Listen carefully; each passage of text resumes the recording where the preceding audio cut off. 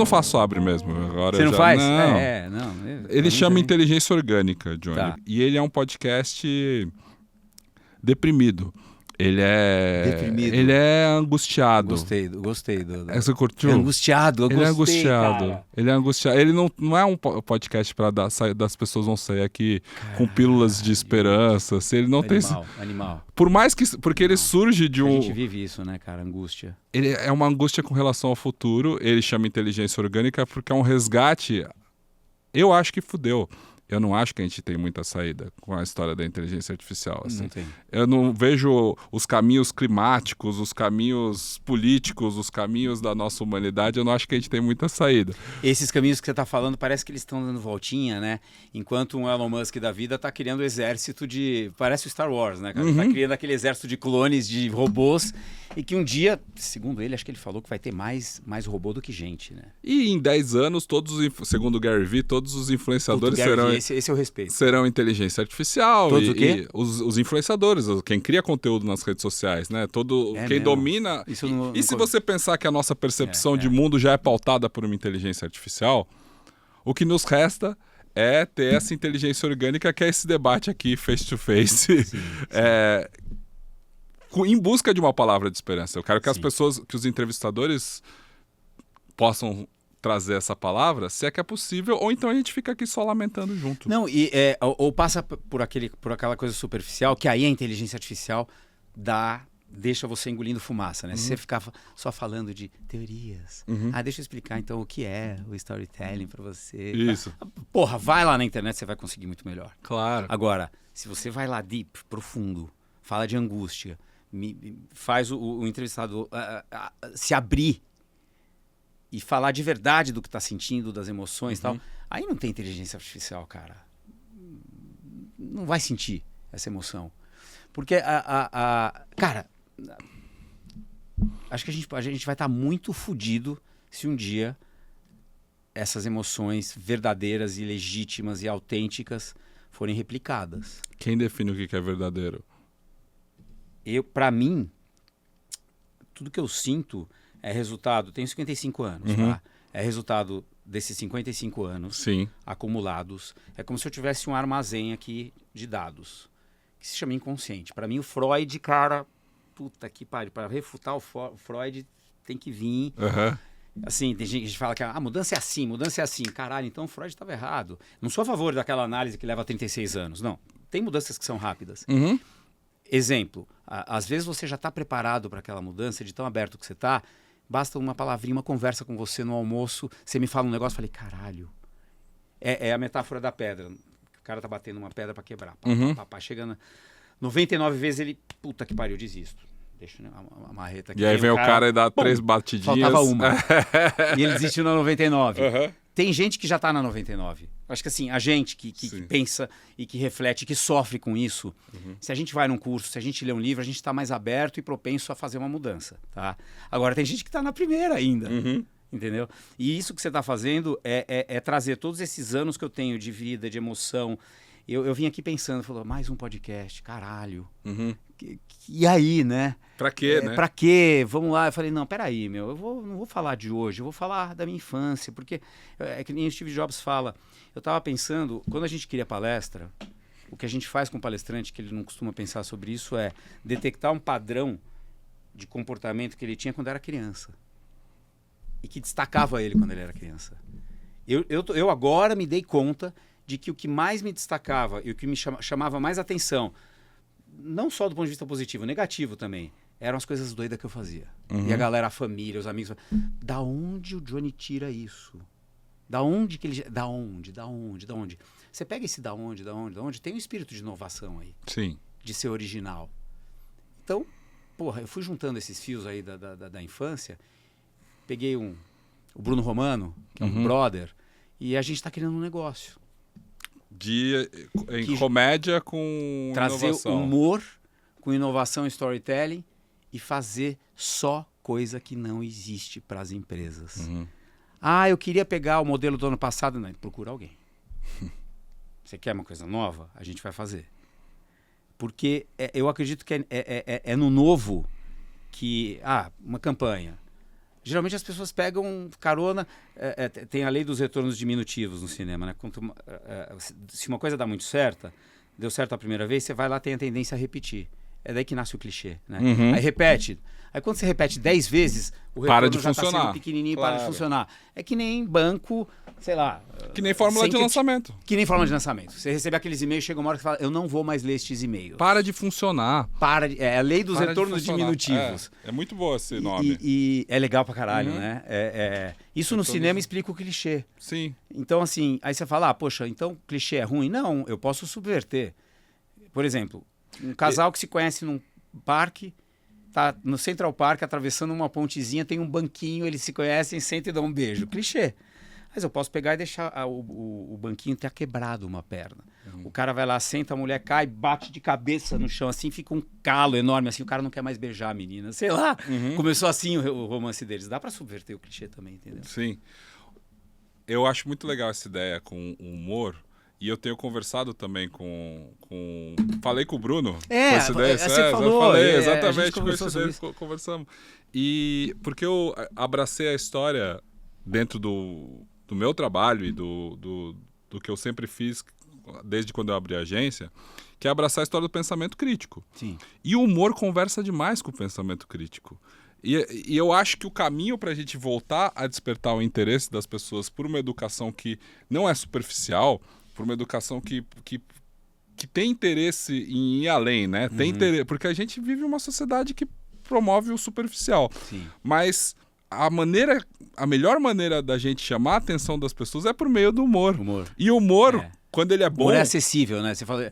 Porque as pessoas o humor elas vão ouvir, vão dar risada e vão se lembrar daquela porra. E uma observação do stand-up, eu sou muito fã de stand-up, né? Os que eu mais gosto, eles são verdadeiros filósofos, na verdade. Filósofos? Ou seja, não é, eu vi um meme muito bom, um meme não, um vídeo de um moleque muito bom que ele falava assim, não, o cara do stand-up, ele vai no podcast e ele fala, não, nós somos os novos filósofos da modernidade, nós somos os verdadeiros pensamentos do tempo, eu faço uma crítica social aqui no meu stand-up. Aí chega no programa dele... No stand-up, o corte de stand-up dele que entra assim, como você chama? Wesley. Wesley é Uber. Sabe? Tipo, nome de Uber, né? Tipo, no final, daí que você cai pro que o cara faz mesmo de humor. Esse humor, porra, banal, preconceituoso ou em cima de clichês, assim. Mas existem pessoas no humor brasileiro e muito lá fora também que conseguem fazer essa observação que parte... você parar para pensar. Parar para pensar. E essa é a faísca do pensamento crítico, eu acho, assim. Essa é a faísca da filosofia, que vai atrás das perguntas sempre. Falando de humor no sentido de ser um gênero, você falou de stand-up. Agora, se a gente pegar aqui, olhar o macro, filmes, séries que usam humor, cara, cada vez mais não dá pra definir um filme só como comédia. Por exemplo, pega aquela série do... Tem poucos, na verdade. Tom Hanks, da Apple TV, O Pior Vizinho do Mundo. Sei. Tá como comédia. Mas não é, cara, né? Eu vi sozinho, no final, com os créditos, eu não parava de chorar. Não sei, aquele filme pegou pra mim de algum jeito. É um cara solitário, né? Mano, é uma coisa... E eu começava a chorar. Por exemplo, seu pai, ele não é um stand-up. Só que ele usa humor pra caralho. Mas não é. Acho que todos somos. Claro, sabe? O Clóvis Karnal, exatamente. Ou seja, esse é o caminho. Esse é um caminho legal pra caramba. Mas... Você vê, o Bruno, ele fez um negócio muito legal, que uma empresa contratou ele pra área de compliance, cara. Que é a área mais difícil e chata. Chata, né? E a galera usa a favor de, né, quando está se relacionando comigo, por exemplo, quando quer falar não com alguma coisa, fala, olha, isso é compliance da empresa. Eu falo, vai se fuder, isso é compliance, não, você não quer, porra. Tá bom. Mas o Bruno fez um negócio muito doido.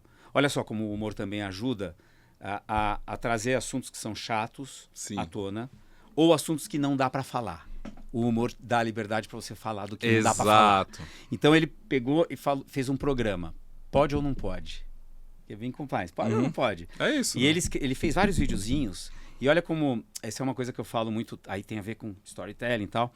Antes de escrever... Todo mundo fala, até tem que começar a escrever roteiro. Não. Primeiro que as pessoas vão fazer uma apresentação, abrem um PowerPoint. Não, esquece. Deixa o PowerPoint por último. Word. Não, esquece o roteiro. Antes de pensar no Word, pensa. Tema, premissa.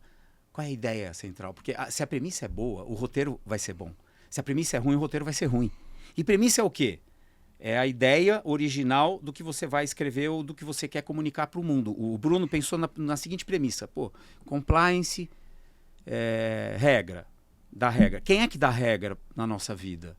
Os pais, né? Os pais. E vamos falar da mãe, então. Aquela mãe chata. Então ele criou um negócio assim. Coisas ditas pelo compliance que poderiam ter sido ditas perfeitamente pela sua mãe. E ele fez 5 vídeos. São metáforas. Um vídeo é assim, filho, vai dar merda. E pá. Se você não contar o que seu irmão fez, vão os dois ficar de castigo. Sabe? E aí ele consegue fazer a ligação, você lembra da sua vida, do que você já passou, e aí ele liga com o mundo, ele tira sarro, você dá risada e ele liga com o mundo real. E você aprende alguma coisa. E você aprende. Você não esquece mais, cara. Eu acho muito legal isso. Eu acho que é o caminho para a educação. Fixar, né? Mas ó, vou te falar, Pedro, é difícil fazer humor. O Robert McKee, ele fala, diretamente falando com ele, eu falei, cara, qual é o gênero mais difícil de escrever? Ele, comedy. Claro. É o mais difícil fazer as pessoas darem risada de verdade, assim. E as pessoas... Aí a gente pega uma outra visão de mundo, assim, uma visão conservadora, que hoje em dia não pode brincar com mais nada. E aí, Coitado do Rafinha Bastos, né? Problema seu. Problema seu. Problema seu. Exato. Você não é bom o suficiente para criar piadas a partir disso? Exato. Se hoje a gente tem a noção que as piadas ofendem ou as piadas prejudicam uma camada da sociedade, você vai continuar fazendo? Antes você não sabia. Antes você tinha o benefício da dúvida. Você tinha. Você eventualmente não sabia. Ou eventualmente sabia, mas não era falada, que não estava esfregado na sua cara. Isso. Né? Eu costumo dizer, não é que o mundo ficou chato, você que ficou chato. Né? Faça piadas melhores. E claro, mas eu tenho uma outra pergunta que você falou de quando você começa a pensar num conteúdo ou numa palestra, que é algo que eu já disse aqui nesse podcast, vou repetir, que é assim, eu não sou mais eu, você não é mais você, Johnny. Eu sou o Pedro mais IA. Você tem que ser o Johnny mais IA. Ó, que legal essa visão, é verdade. Porque eu não sou mais eu. Eu não sou mais eu. É verdade. Você tem que ser potencial. Se essa ferramenta está disponível, tipo, por exemplo, eu sou uma porcaria em matemática. Mas eu não sou o Pedro, eu sou o Pedro, mas minha calculadora do celular. Acabou, Então, não existe mais você vir para uma reunião sem ideia. Porque eu posso ir lá no chat GPT e falar, tô indo para uma reunião assim assado, me dê 5 ideias. Pode ser 5 bostas de ideia? Pode ser, mas em branco você não vai mais. Exato. Você parte dali. O mesmo entra na sua área, o mesmo caminha pro storytelling. E assim, e a gente teve os problemas lá, os protestos com os roteiristas de Hollywood há 2, 3 anos atrás, porque já sabiam que a gente ia chegar nesse momento. Não existe... Lá tem uma dificuldade de aceitar. Porque eles valorizam muito. É questão do ego também, sabe? A minha criação. Cara, pra mim é zero isso, cara. É assim, o que essa porra da IA pode fazer por mim e potencializar? Cara, tudo que eu faço, eu recomendo às vezes pro cliente fazer isso. Mas a gente volta ao que você falou. Você é você, quantos anos você falou que você tem? 55. Você é você... Você mais a IA vai ter um resultado. Eu com 41 mais a IA vai ter outro resultado. E isso é legal. Por enquanto ainda é assim, né? Eu com uma calculadora, que não sei nada de matemática, tenho um resultado pífio. Se eu for fazer uma conta para fazer... Um engenheiro, um cara de exatas... É como programação. Você pode programar o que você quiser. A IA tá lá para aprender com você. Ela vai ser um eterno estagiário seu, cara. Ou seja... E dependendo do que você coloca lá... Isso, exatamente. Prompts, você vê, você não acredita, cara. Não acredito. Deste tamanho... Eu não tô brincando. É assim... Você vê, caralho, não para. Porque eu vou pondo um pensamento, eu vou pondo, faz isso, não, cuidado com isso. Cara, você está ensinando. E aí sai coisa legal. A palavra... Não sai coisa clichê. A palavra otimista dessa coisa é que, assim, quem tem mais bagagem, se souber entrar nesse mundo da IA, vai ser mais valorizado. Eu prefiro... é o Pedro mais a IA. Exato. E quem é o Pedro? O Pedro é um cara que não acredita em criatividade, limitado, tá? Aí fudeu. O Pedro é um cara que aprofunda, acredita na filosofia, que isso aqui. Então ele não vai chegar para a IA e falar, gere 10 slogans para a minha empresa de educação online chamada Saber Ampliado. Não. Você vai ter que falar tudo que você já pensou sobre o seu negócio. Exato. O que você quer ter, sabe? Porque ele aprende sim, cara. Exato. E porque o que sai, você fala assim, mas o que tá saindo, então, o que tá cuspindo, suponha que eu tô fazendo para você. Você me contrata para criar um manifesto de um vídeo para você. Isso. Tá? Eu fiz um briefing animal, mandei, porque às vezes eu faço isso, às vezes eu não pego o IA, às vezes está na minha cabeça e eu começo a escrever direto. Mas mesmo assim eu pego o texto, coloco lá e falo, dá uma revisada. Quando eu faço direto na IA, o meu prompt está foda, eu boto sentimento. São as minhas ideias que se eu não colocasse lá, ela não geraria o que ela gera. Então, por exemplo, a gente está criando para uma marca de beleza, a gente está fazendo todo o planejamento de narrativas, etc, etc. E eu coloquei lá, olha, as empresas de beleza geralmente... não, antes disso eu fiz uma pesquisa.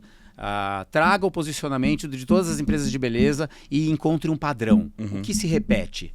Tá vendo? A ideia de encontrar um padrão e ver o que se repete e mandar para ele é minha. É sua. Não é dele. Aí quando ele me deu o padrão, eu falei, já sei. Você não vende beleza. Você vende autoestima, você vende a beleza interior. Então, aí eu pesquisei, você tem então o desejo externo, o desejo interno e o desejo filosófico. Não sei se você já viu, isso é muito legal. Muito legal. Para tudo. Carro, desejo externo, eu quero um carro para me locomover, ponto. Isso tudo tá declarado. E geralmente as campanhas são para isso, para o desejo externo, material. Para o desejo que você... na verdade, as pessoas não querem carro para se locomover. O cara que compra um carro caro, ele quer comer mulher, sei lá. Ele quer aí vai para o desejo interno. Aí é sem sentimento. Tá. Aí eu quero comer mulher, eu quero mostrar chegar que eu sou bem, foda, eu quero, legal. Quero passar uma imagem de sucesso. Eu compatível com o que eu sou ou o que eu não sou e quero passar. Aí vem o filosófico, é aquele que você nunca vai falar para ninguém.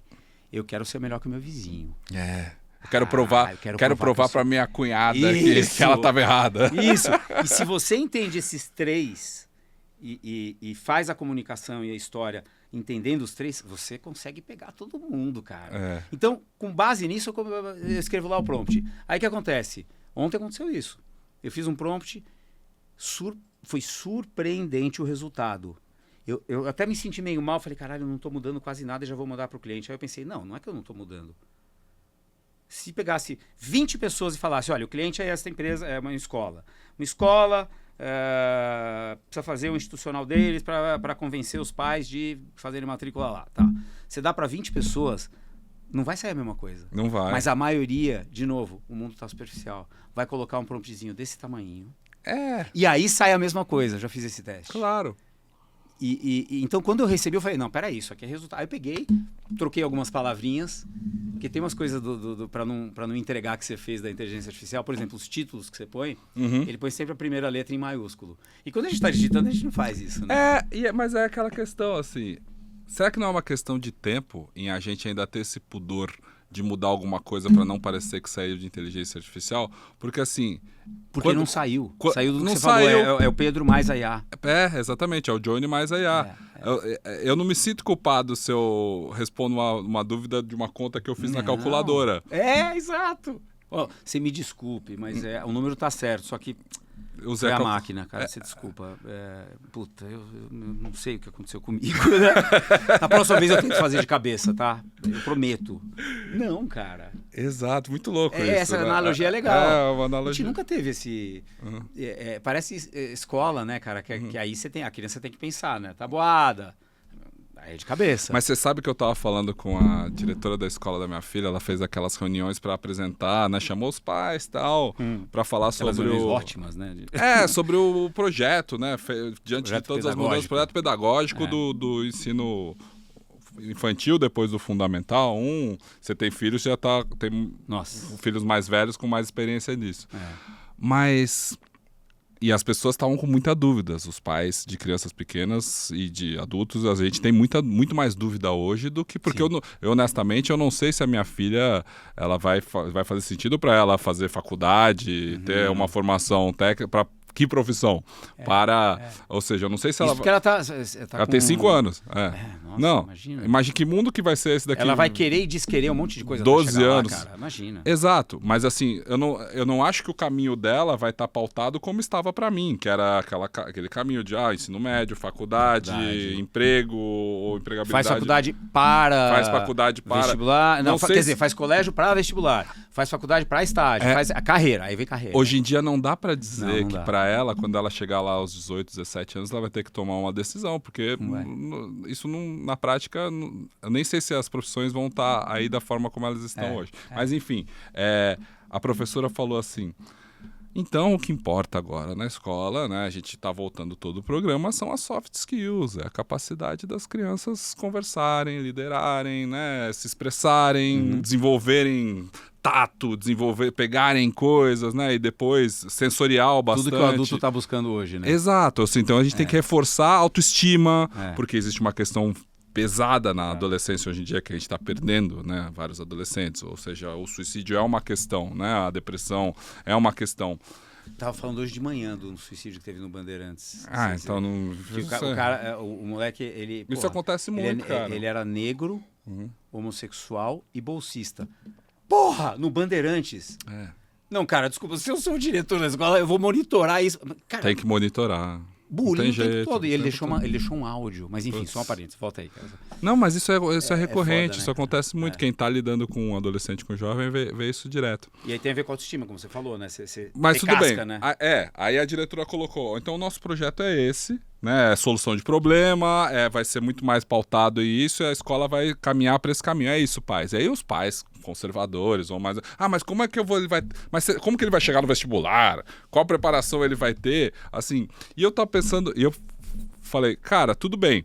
Então, porque nesse propósito, ou seja, nesse programa, elas não vão ter mais aquele conteúdo decoreba que a gente teve, assim, ou você tem que passar por todas as matérias, assim, e saber a fórmula de Bhaskara, ou... E decoreba porque vai cair na prova só. Porque vai cair, depois você esquece. Decoreba, né? E aí, o nosso pensamento como pessoas mais velhas, como tendo sido educados na escola da Revolução Industrial, como a gente foi, enfim, a gente pensa, eu hoje não lembro disso, mas o fato de eu ter sabido em algum momento significa que eu fiz uma ginástica no meu cérebro, ou seja, aquilo me ajudou de certa forma. De alguma forma. Então, não. Na verdade, eu só tava esperando você acabar pra falar, caralho. Não. Os estudos da pedagogia... Você fez a ginástica, é como se você tiver... Tá, legal, eu vou pra academia. À toa. Aí eu vou pra academia, me inscrevo, eu faço 2 vezes na semana. Ótimo. Beleza, aí eu parei. Depois de um ano... E aí, tá fazendo... Não, mas eu fiz 2 vezes lá no começo, foi foda. Foi foda. Eu sinto até hoje, sabe? Caralho, não. Eu perguntei Só que não, exatamente isso pra ela. Ou seja, será que o fato de eu ter me esforçado na infância pra aprender essas coisas, química... Você tava querendo ressignificar o seu passado, né? Mas não... eu tava querendo justificar o meu sofrimento. Seu sofrimento. Sabe por quê? Porque quando a gente fica mais velho, a gente fica apaixonado pelo sofrimento que a gente passou. E aí a gente quer que os jovens façam. Mas aí, cara, já que a gente tá... Eu esqueço que é um podcast, né? Parece que a gente começou a conversar aqui. Já que é podcast, se eu pudesse dar uma dica, cara... Assim, é o que eu faço com os meus filhos, cara. Façam bagunça. Vai pra sala da diretoria. Sim. Pense em coisas diferentes. Sim. Outro dia eu peguei meu filho, o Bruno, de 19, quando ele era menor. Tava lá. Prova. Prova, meu Deus do céu. Certo e errado. Mano, a vida não é certo e errado, porra. Mas tava lá. Estados da água. Sólido, papapá. Aí teve uma imagenzinha que tava o foguinho e a panela com fumacinha. O estado da água meu filho colocou bem quente. E ela pôs errado. Quando meu filho me mostrou a nota, eu falei, filhão, é o seguinte, senta aqui. Muito boa ideia. Do caralho. Tá bem quente. Esse errado aqui não tá... Ela que tá errada, tá? Ela tá errada. Do cara, pra mim, você acertou, filhão. Isso chama-se criatividade. Você tem que estimular isso. Claro. Porque, meu, você falou... chega uma idade que você... Como é que é? Sua filha é de 5, vai chegar com 16, 17, às vezes ela já vai estar encaminhada. Meu filho de 19 tá fazendo faculdade, só que, mano, a faculdade está atrapalhando os negócios dele. Porque ele sempre foi muito focado... Acorda às 5h30 da manhã, vai pro Pinheiro, vai fazer exercício. Chega na faculdade já treinado. Todo dia, cara. E ele já tá com 3, 4 negócios que eu acho que puxou... As conclusões que eu cheguei com... Eu saí da Accenture e montei a SOP com 33 anos. Sim. Que eu falei, ai, caralho, eu trabalhei 8 anos pra... Não dá pra ter chefe. Meu primeiro emprego, assim, com 4 anos, era a empresa de um amigo meu. Fui dar curso de PNL lá. Né? E como era do meu amigo, eu tinha uma proteçãozinha lá. E ele sempre contratava gerente, porque eu não estava preparado ainda. Eu juro, cara, a cada 3 meses o gerente pedia as contas, porque eu não conseguia lidar comigo. Nenhum chefe durava comigo. E aí, cara, rebelde, quando eu virei empreendedor, eu falei, puta, é aqui. E o Bruno viu isso. eu como empreendedor, criticando as babaquices corporativas, isso e aquilo. Então, cara, ele chegou agora com 19 anos, com três negócios que ele está fazendo.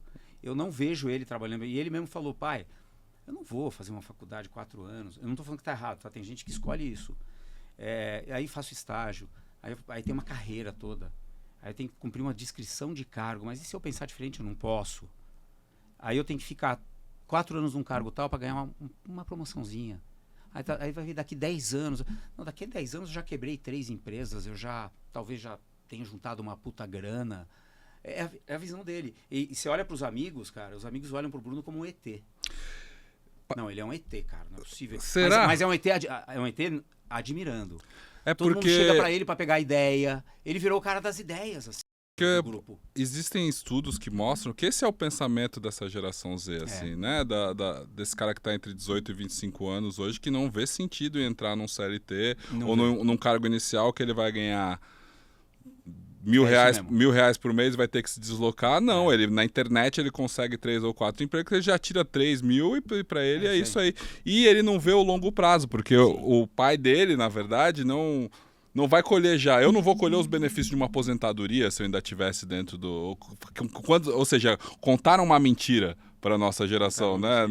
O modelo de sistema econômico ele não vai se sustentar no longo prazo. Então o seu filho ele não é tanto ET, na minha visão, ou seja, em meio aos outros. Ele é simplesmente... Não, mas eu gosto. Só que quando falam ET, para mim, é um ET no sentido de... Ele é diferente dos outros e os outros admiram isso. Ele está virando na SPM que ele está fazendo como... Eu criei a SOAP porque eu fazia as apresentações dos alunos do MBA, né, cara? O Bruno já tá fazendo as apresentações da galera. Não, é ótimo. Mas ele é uma tendência dessa geração. Mas o que eu acho é que ele vai ter que ter as ferramentas necessárias para lidar com a frustração de empreender também. Ou seja, se ele vai quebrar... Porque eu vejo muito... Esse é o meu medo, sabia? Ele tá com um cara que ele tá quase sendo chamado para ser sócio, não tem essa de estagiar. Ele deu as ideias do negócio, o produto foi criado por ele. Eu falei, Brunão, cola no cara, só que é o seguinte, já espere ganhar pouco e se prepara para de repente seguir outro caminho, cara. Eu tô tentando, esse é um puta medo que eu tenho. Porque essa geração eles se frustram muito forte. Ou seja, se ele não for o Elon Musk com 25 anos, ele vai estar extremamente frustrado, assim. E esse eu vejo direto. E você tem o sarrafo com Elon Musk, Mark Zuckerberg. É muito grande. O Gary Vee fala isso, né? Não sei se... Ele fala assim, o meu medo, quando eu dou uma palestra, é que as pessoas pensem que eu tô dizendo para elas que elas podem chegar no meu nível. Isso. Quantas vão chegar? Quantas vão ser um Gary Vee para comprar um New York Jets? E a gente volta à questão de tudo, do marketing digital, da educação, que parte dessa mesma discussão. E eu costumo dizer que o problema do ponto fora da curva é que às vezes ele acha que todo mundo pode ser ponto fora da curva. É isso. E aí a maioria ele convence as pessoas, isso, né? Faz no isso. palco, você pode. E a maioria E eu pego muito palestrante que a palestra antes era mais ou menos assim. Eu era um merda, eu não, né? Eu consegui. Se eu conseguir, você também consegue. Você também consegue. É sempre esse roteiro. Mano, chegou uma hora que eu falei, cara, mas eu pedia dinheiro. Eu falei, não importa, cara, você não vai falar, você não vai se vitimizar e falar que você hoje é bem sucedido, até porque ninguém é bem sucedido, não existe esse lugar. Você se torna. Cheguei no topo. Não, você chega em algum lugar, depois você pode cair. Você tá no topo da montanha, pra onde você vai? Só pra outra montanha. Só que, cara, não tem teleférico, mano. Você tem que descer essa porra aqui e a subida não vai ser fácil. Você pode cair no meio do caminho. Então, mas é difícil, é uma luta, cara. A gente tá falando de angústia aqui. Porque se você é do... a gente tá falando de angústia. Eu vivo essa angústia, porque se Imagino. Se você é, por exemplo, tem que ter um discurso de marketing, esse discurso da superação é praticamente o que... Não vou dizer que é o único que vende, mas com certeza é o que mais vende. Para você vender qualquer produto. É o que a pessoa acha que vende. É o que o mundo corporativo acha que motiva. Que conecta. Que conecta. Só que não é.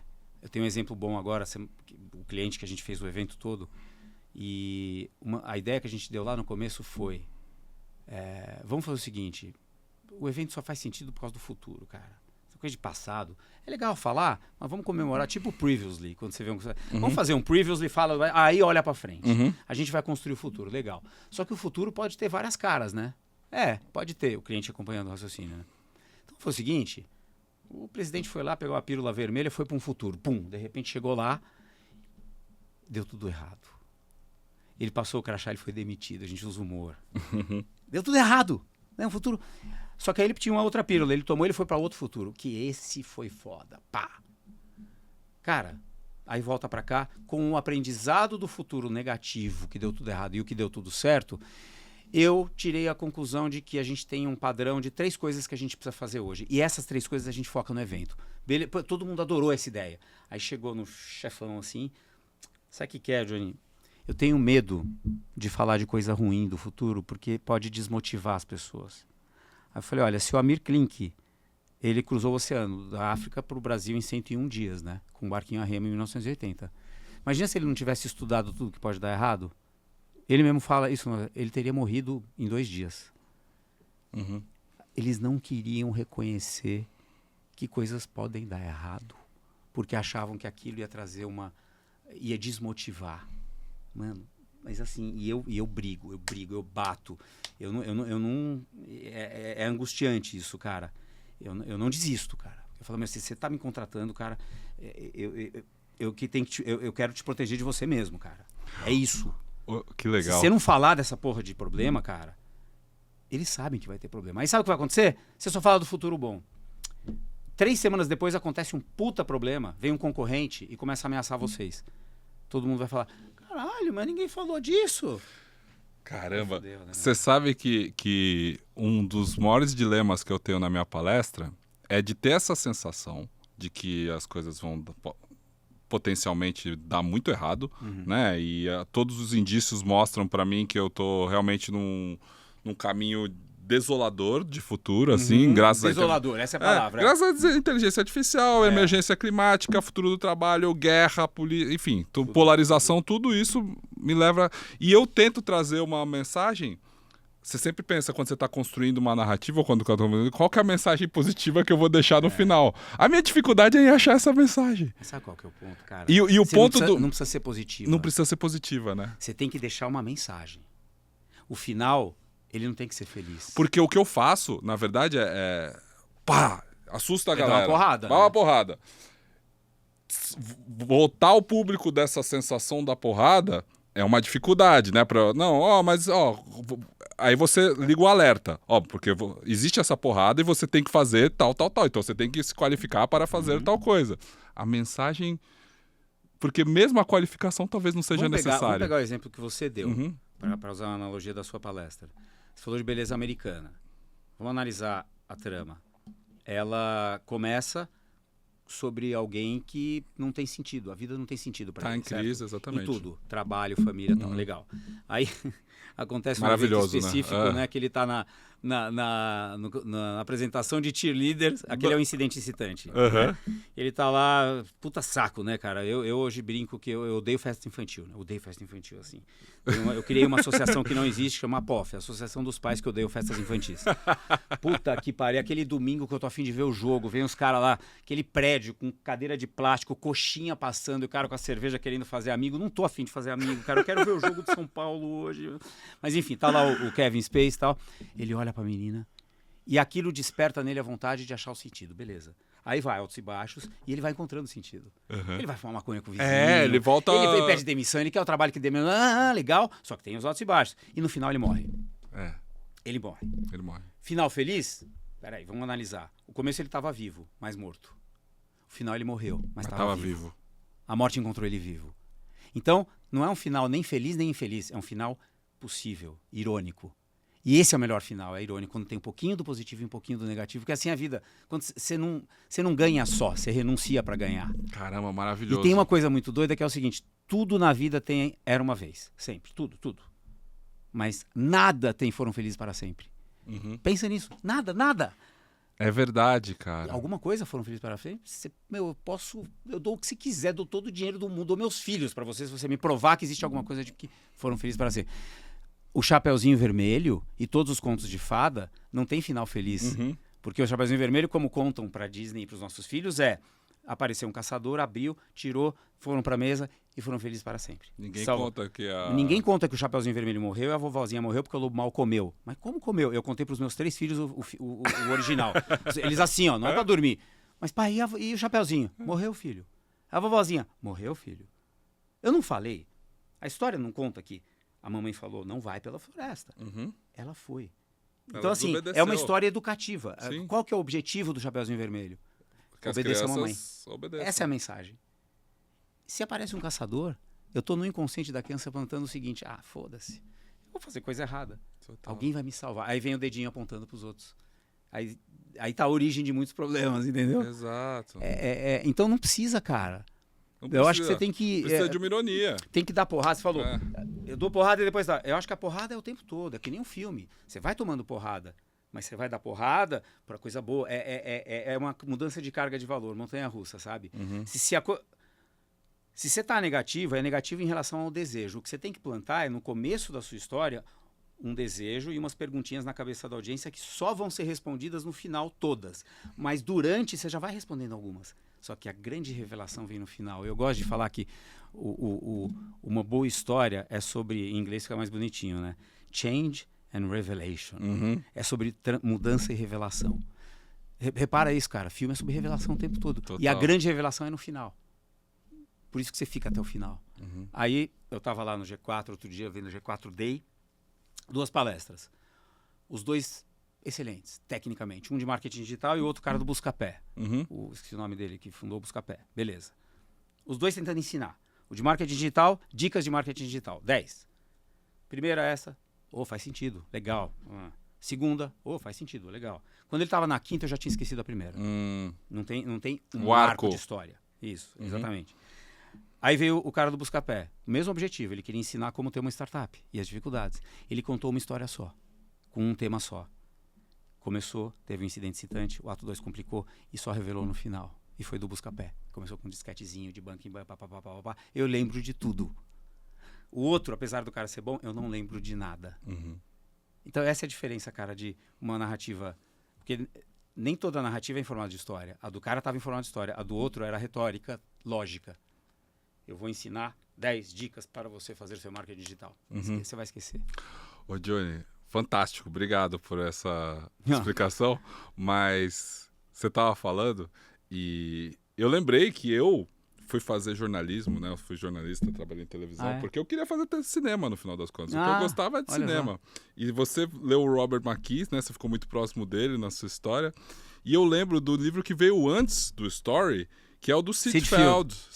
Que morreu há não muito tempo. Manual do Roteiro. Manual do Roteiro. Esse filme mudou para sempre todas as minhas experiências cinematográficas, principalmente Hollywood. O livro dele? O livro, Manual do Roteiro. Legal, porque cara, você fica esperando... Você fica esperando... ele diz que...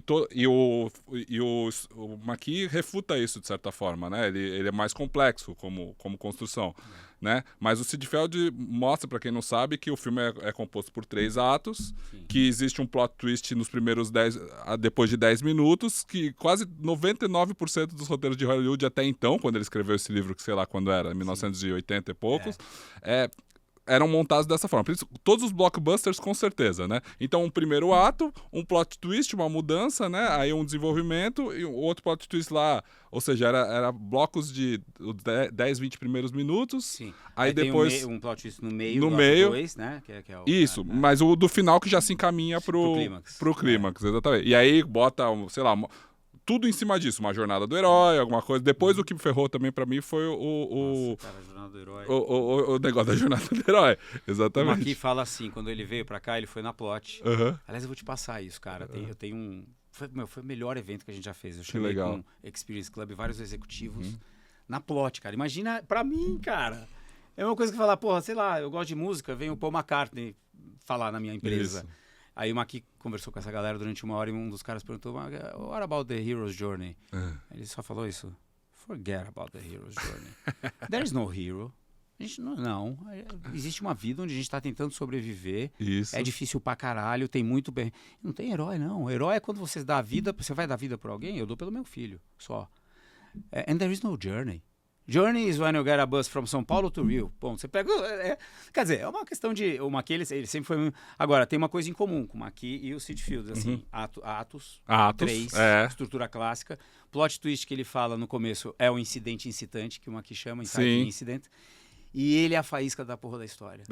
Que sem ele, fica meio perdido. Já começou? Né? É ele que faz você ficar curioso para levar o filme inteiro. E o clímax e incidente excitante tem um arco. Isso. Depois, pós-clímax, que é a resolução, sabe aquele respiro? O que aconteceu? Esse pós-clímax e o antes do incidente excitante, que é a ambientação, sobre quem é. Ainda não... Também tem outro arco. E aí eles têm que estar ligados. E aí tem o filme maravilhoso, o Adaptação, lá Puta que ele vai... pariu, esse tem que ver, cara. Não sei se você... Coloca um trecho aí.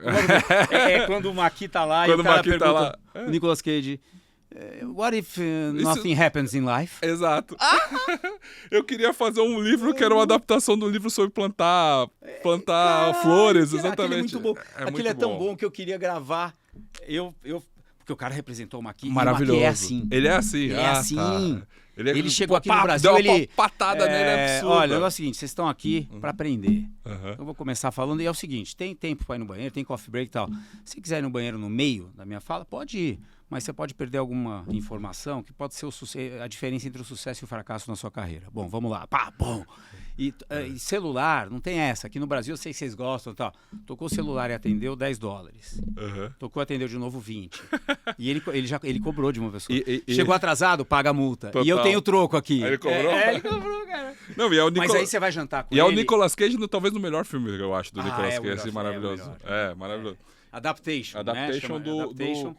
E vale a pena assistir. Do mesmo diretor que faz o cara, o Sir John Malkovich, que eu não tô lembrando o nome dele, mas enfim. Pô, mas você tem uma pegada de cinema forte, né? A primeira parte da minha vida foi totalmente dedicada a isso, deu total. Cinema e música. Mas, você falando ainda do negócio da festa infantil, não sei se você já assistiu, no meu filme favorito brasileiro chama Quarta B. Que é um filme... Quarta B, não é Quinta B? Não, Quarta B. É o quê? Comédia? É comédia, mas é um filme de baixo orçamento, que é um média, acho que dura uma hora e pouco, assim, que é sobre uma reunião de pais, né? Acho que ele tem inteiro no YouTube depois. Acho que é Mauro Galvão, inclusive, vai ser seu parente, o nome do diretor. E eles acham um tijolo de maconha na quarta série B. Puta que pariu. E aí eles chamam os pais para uma reunião, né, de pais urgente, e aí o filme inteiro é sobre a reunião de pais. Que o filme inteiro se passa numa reunião. Numa sala, numa reunião de pais, e aí a percepção de cada pai, a gente tem que fazer alguma coisa. Mas o incidente excitante inicial é encontrar a maconha. Não, na verdade, você não vê encontrar a maconha, você só vê os pais chegando na sala, né? Uma noite de chuva, assim, uma reunião que foi marcada hoje. Isso aí, o incidente excitante é quando, seguinte, a gente vai começar essa reunião aqui porque encontraram isso. Pronto, aí tirou a vida de todo mundo do equilíbrio, né? Só que aí, talvez... Alguns minutos depois, os pais falam... Um pai lá que é mais maconheiro fala assim, não, e se a gente fumasse a maconha pra entender o que passa na cabeça das crianças? Puta que e aí o filme entra sensacional. o filme entra na viagem de cada um, assim, ele se desenvolve todo... Meu, que legal, cara. É maravilhoso. Olha só, o que você acabou de falar é a premissa. É a premissa. Ela é tão forte que me dá vontade de ver. Você não contou o roteiro, você contou a premissa. Isso. Acharam a maconha, cara... Você não quer assistir um filme de um advogado que, de repente, não pode mentir por um dia, justo no dia que ele tem que mentir? É a premissa do caralho. Total. Tem um monte de... Porra, você não quer assistir um filme onde não tem dinheiro? A moeda é o tempo.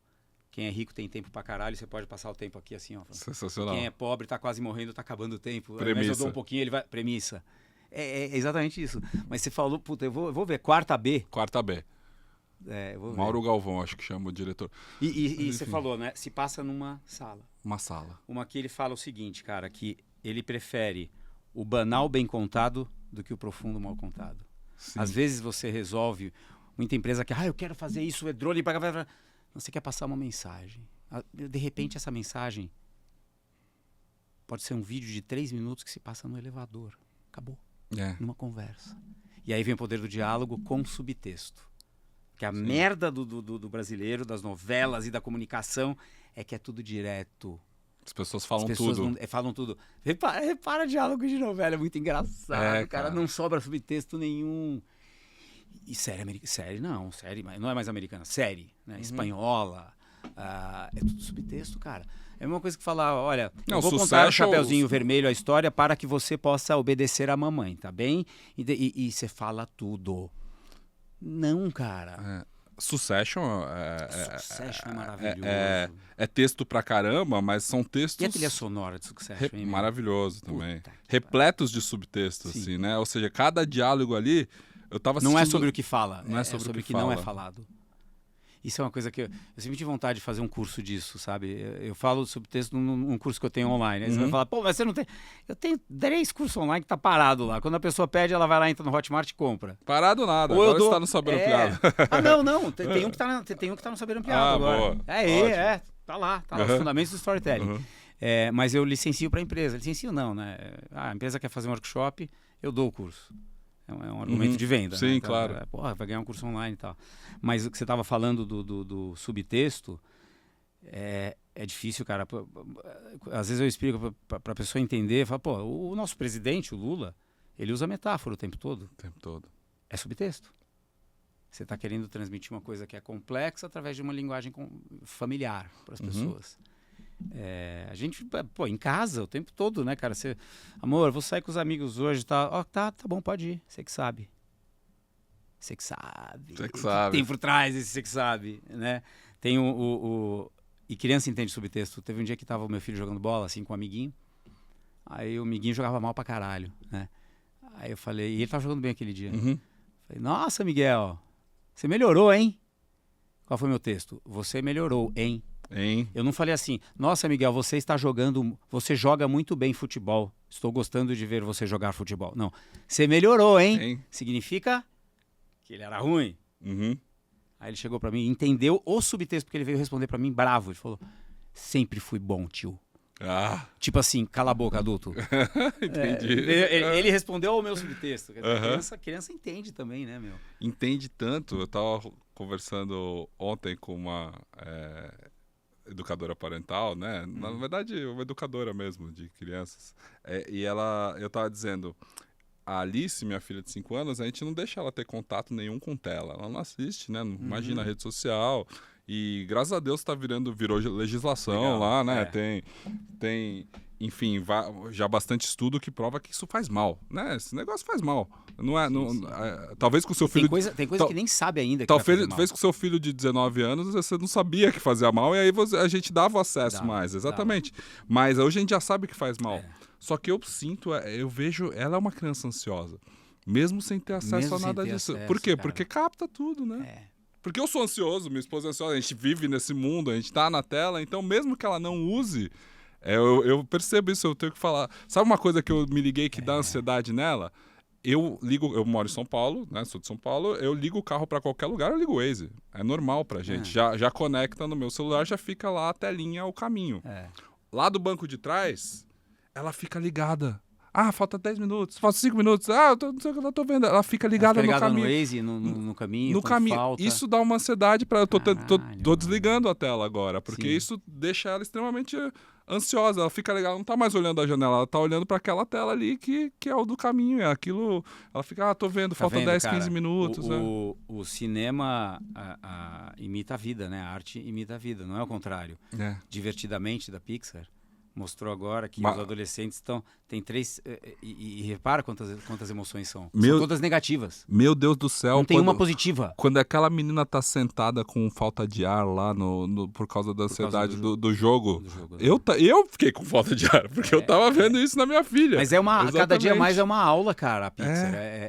Eu tô querendo fazer um negócio... Eu tô em contato com Disney e tal. Eu sou parceiro. Pra tentar fazer... Você é parceiro? Vambora. Vamos trazer, meu. Imagina um evento onde você desconstrói com storytelling e mostra... Porque as pessoas não param pra pensar. Quando eu falo que Cars é o melhor exemplo, mais didático, pra você entender todos os princípios de storytelling, e começa a falar no workshop, todo mundo fica assim, ó. Porque Toy Story todo mundo viu. Claro. Toy Story é um exemplo legal. Foi o primeiro. Não tem uma... E quando fala, quem viu Toy Story, levanta a mão. Pá. Todo mundo. Quem não gostou... Baixa a mão. Ninguém. Todo mundo continua com a mão levantada. Não tem quem não gostou. Não é porque é bonitinho e porque tem animação. É porque a gente também tem medo de ser substituído. E o brinquedo, o maior medo que ele tem é de ser substituído. Tanto que o começo é assim, calma, gente, a gente não é... Aí vem o quê? Olha o roteiro aí. Aí é a trama. Vem o aniversário, que é o momento com maior chance de você ser substituído. E aí acontece o quê? Incidente excitante? Buzz. Um brinquedinho que é legal pra caralho. Aí o Woody olha, dá uma engolida. A partir daí, pronto, fudeu. Esse é o primeiro. Aí depois os outros, não é mais medo de ser substituído. O que vai acontecer comigo quando o menino crescer? Tipo, tudo na vida muda. Eu também posso ser amado por outra criança. É doido, cara. Cara, o 3 é uma porrada. É foda. Quando o Andy sai andando ali e deixa a despedida ali, eu me emociono até agora. É foda demais, olha só, cara. Olha como tá forte. E vai explicar isso pra alguém, E olha né? que louco que é você pensar que... Você falou, o medo de todo mundo é ser substituído. Esse é um... E aí tem as variações. É ficar obsoleto. Aí vem a inteligência artificial. Esse é o dilema da humanidade agora. Esse podcast é sobre isso. Essa depressão que a gente tá dividindo. Volta ou o arco fechando. Pronto. Muito bom. Porra, do caralho. É sobre isso. Essa angústia é sobre isso. Essa obsolescência programada que a gente tem, eventualmente, como humanidade... mas que dá pra gente se divertir no caminho. E olha como é legal ter consciência disso, né? Você não tá negando. Você não tá com a doença que a maioria tem, que o Maqui chama, olha só, negafobia. Negafobia é o medo do negativo e suas consequências, então tudo tem que ser lindo, tudo tem que ser maravilhoso. Aí, outro dia foi muito engraçado, cara. Eu peguei um cliente e falou assim, ô Johnny, tem um evento, queria que vocês fizessem tudo, roteiro, papapá. São 3 dias, o evento mais importante do ano. Tá, beleza. O que você quer? Primeiro, o que você quer que aconteça? Eu falo. Então, eu quero que as pessoas sintam orgulho de trabalhar na empresa. Vem cá, você é diretor de... sou diretor de gente. Gente, RH. Você é diretor de gente. Quanto tempo você está na empresa? 10 anos. Tá. Você está há 10 anos e você quer em 3 dias que as pessoas sintam orgulho de trabalhar na empresa? Você está terceirizando isso comigo? Em 10 anos você não conseguiu fazer essa porra acontecer? Cara, eu não vou conseguir! E eu tenho que falar, não posso... não, claro! Aí vem a motivação, acelerando, tal. Ai, que orgulho que eu tenho dessa empresa. Seu compromisso ético te ferra. Não posso fazer isso. Exatamente, aí a gente mudou, redefiniu o objetivo. E dando uma porradinha. Aí vem o humor, né? Eu poderia falar assim, pera, mas essa é a sua função e você não fez isso em 10 anos. Você é diretor de gente? Quanto tempo? 10? Mano, você quer que eu faça em 3? Fudeu. Tipo, eu não tô apontando pra ele, tô falando de... Eu não consigo. Exatamente. Eu não consigo em 3 dias fazer. Isso é o negafobia. As pessoas negam a realidade. O que você tá fazendo nesse podcast é trazer. Não, porque aí você enfrenta. Ao contrário, a motivação pra mim vem da desmotivação momentânea. Porque o ChatGPT, a inteligência artificial, ele vai sempre te dar uma visão positiva, uma possibilidade das coisas acontecerem. Ou seja, o que é mais humano da gente é a nossa capacidade de achar que vai dar merda. Vai dar merda.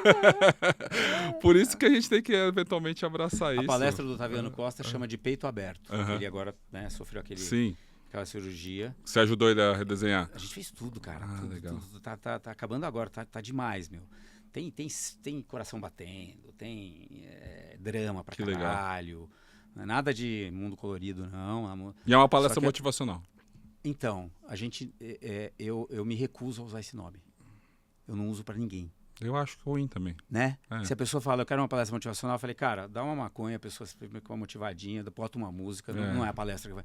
Ao contrário, é uma palestra pra dar porrada. Motivação... Como você vai dar porrada? Motivação vem. É uma janela que abre por dentro, né? Exato, como diria o Mário Sérgio Cortella. É isso. Como diria papai. É isso, é uma motivação que vem.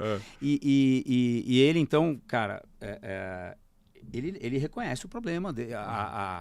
O título é de peito aberto, tem uma imagem dele aqui com a cicatriz com o curativo, claro. Sim. E tá assim, você está preparado para o pior? Olha o slogan que ele topou fazer.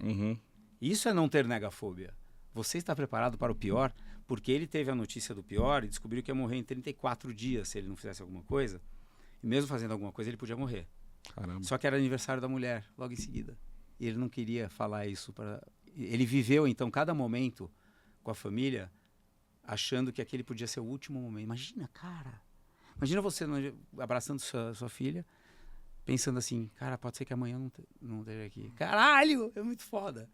E aí ele depois contou. Ele não quis estragar o momento do aniversário, ele foi lá e contou depois, né? Que legal, mas né? Ele viveu com aquilo, né? Então é um puta de um aprendizado fudido. Total. De uma pessoa sai outra, não tem jeito. Não é, fala, minha vida como ator, papapá. Isso é tudo bonito, né? Que você vê na Globo, que você vê. Muito bem, Legal, Johnny. Pedro. Obrigado. Porra, cara, Inteligência bom papo, orgânica, né? acho que atingimos o objetivo, se é que ele existe. Nossa senhora, a gente deve ter ficado 2 horas aqui. Muito né, obrigado por esse papo. Acho que foi uma só, mas tá foi bom. uma? Ah, tá bom. Mas é bom quando você sente que... Eu ficaria mais uma falando. Mas foi do caralho, muito legal. Valeu, obrigadão, hein? É nóis.